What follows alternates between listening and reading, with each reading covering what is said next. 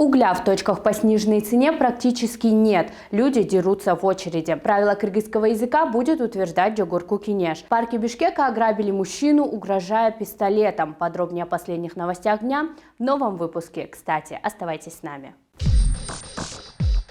Точки продаж угля по сниженной цене – огромная очередь. Сейчас там стоят около 200 человек. По словам жителей, люди ждут своей очереди несколько дней. Ожидают с детьми, некоторые даже с грудными. Очередь балдары менен да жүрүшөт, новорожденный балдары менен жүрүшөт. Эчким элдин унун укпайлы батыраак келип элдин проблемасын чечип бериңиздерди суранабыз. Согушуп даже бирөө кетти мурду канаган тейден. Как рассказывает жительница, угля практически нет. В день получают всего 10 человек. Приходится стоять в очереди по несколько дней подряд. Что это такое? Совсем с ума сошли, что ли?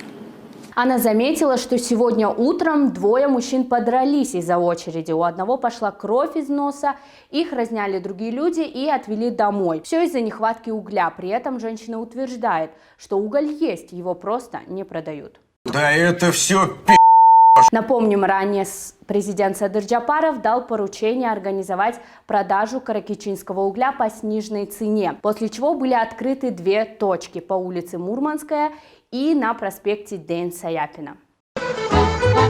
Да я ж пошутил. Правила кыргызского языка теперь будут утверждать депутаты Джогурку Кинеша. Это следует из нового закона о государственном языке. Египетская сила. В старой редакции закона Джогурку Кинеш утверждал только алфавит и орфографические правила кыргызского языка. В новой редакции полномочия депутатов расширены. Теперь они будут утверждать еще и грамматические, стилистические нормы и орфоэпические нормы, правила образцового литературного произношения. Давай! Это что за буква?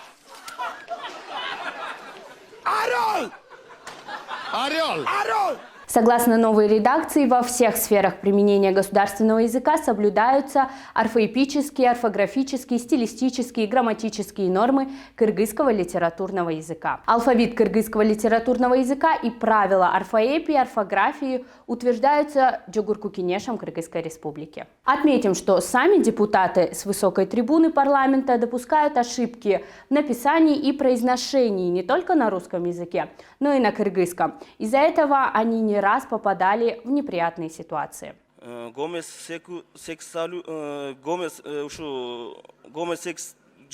Читатели недоумевают и задаются вопросом, разве этим не должны заниматься Академия наук, ученые-языковеды, лингвисты и филологи?